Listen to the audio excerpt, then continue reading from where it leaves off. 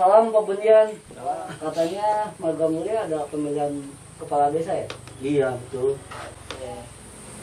Oke nih, melihat tata kelola pemerintahannya nih. Ini seksi nih bagi masyarakat gitu seperti itu.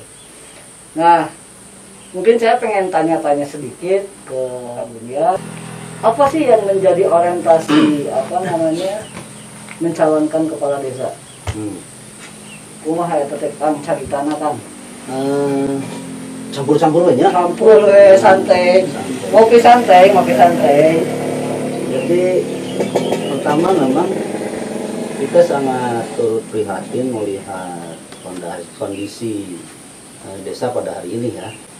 Karena sebenarnya kalau kita lihat dari sisi sejarah yang begitu panjang tentang desa, dimana sebenarnya desa sudah memberi kontribusi yang begitu besar terhadap berdirinya sebuah suprastruktur, dari mulai kerajaan sampai sebuah negara, dari monarki sampai demokratis kan gitu Kang. Tetapi pada prakteknya ketika isu-isu demokratis ada, isu-isu monarki ada, keadilan di rakyat desa yang dulunya sebuah entitas yang cukup hebat, itu kan diadopsi, bahkan desa didudukan sebagai sebagai alas kaki mereka pada dasarnya gitu. Maka keberangkatan kami, khususnya saya, melihat keprihatinan itu, kita ingin melakukan sebuah gerakan di mana hak-hak dasar masyarakat desa itu betul-betul menjadi milik rakyat desa gitu. Bukan dijadikan sebagai alas kaki daripada suprastruktur desa. Nah, itu salah satunya. Kemudian yang lainnya juga bagaimana mempraktekkan, pada dasarnya mempraktekkan lahirnya Undang-Undang Desa nomor 6 tahun 2014, di mana di situ kan sangat, kalaupun nggak selesai ya, sebetulnya di Undang-Undang Desa itu sendiri belum sempurna, masih banyak hal-hal yang perlu direvisi atau diperbaiki lebih jauh. Tetapi ada satu kewenangan yang diberikan, walaupun belum otonomi murni, tapi sudah ada kewenangan bagaimana desa mengatur tata kelola desanya. Gitu kan. Salah satu contohnya di mana Undang-Undang Desa memberi ruang kepada pemerintah desa dengan memberikan alokasi anggaran desa. Nah, sehingga desa di situ punya kewenangan untuk mengatur dirinya. Otonom ya, otonom. Walaupun memang belum secara utuh otonomi desa diberikan oleh undang-undang itu, tetapi sebagian sudah ada gitu kan. Undang-undang desa itu kan memprioritaskan 4 kegiatan kan.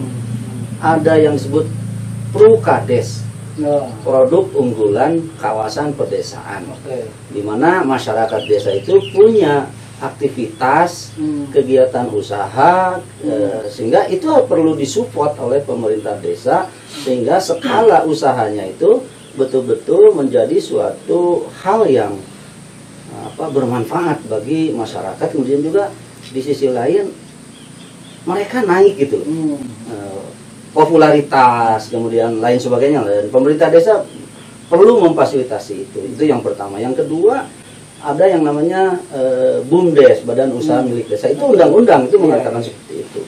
Di mana BUMDes itu ada 6 kan, ada 6 kegiatan yang harus dilakukan. Salah satunya ada kegiatan sosial, kemudian juga ada membentuk lembaga keuangan mikro di tingkat pedesaan, atau banking lah kalau dalam istilah itu. Kemudian juga ada renting, kemudian juga ada brokering kan gitu. Sampai akhirnya sebuah desa bisa membangun kerjasama antar desa sehingga berdiri sebuah holding bisnis gitu kan, kebersamaan usaha antar desa. Dan konteks pemberdayaan masyarakatnya nya. Nah, eta pisan memang kedah terwujud gitunya, kedah ngawujud lah di desa. Kemudian yang ketiga itu ada embung desa. Sehingga desa tidak lagi, masyarakat desanya itu berkaitan dengan kebijakan-kebijakan internasional, kaitan dengan sanitasi lingkungan gitu kan. Air bersih tersedia, kemudian juga bagaimana membuat MCK komunal dan lain sebagainya, sehingga lingkungan pedesaan itu betul-betul asri gitu. Nah, kemudian yang terakhir ada yang disebut dengan sorga desa. Itu pemecahan dari undang-undang desa itu ada 4, yang terakhir itu sorga desa, yaitu sarana olahraga desa.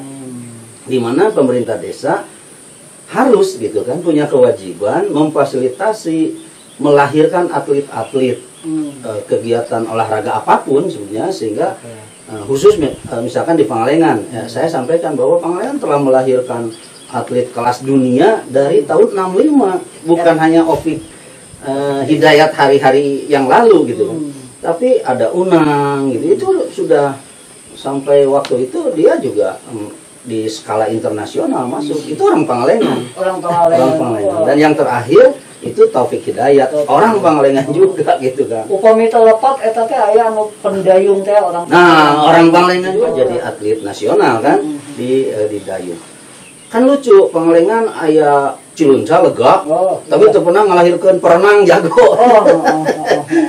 Nah, itu artinya ada sesuatu yang harus dilakukan di Pangalengan yang potensi-potensi pemudanya. Nah, dari 4 kategori itulah sebetulnya undang-undang desa itu perlu di mana sebetulnya desa-desa lain didampingi. Sebenarnya ini dibutuhkan sebenarnya pendampingan. Kan hari ini ada pendampingan, pada dasarnya masyarakat tetap saya tidak ngerti tentang perencanaan, tentang penganggaran gitu kan, tentang pelaksanaan pembangunan. Padahal di situ ada pendamping desa, ada ahlina nya. Ahlina. Pertanyaan itu apa?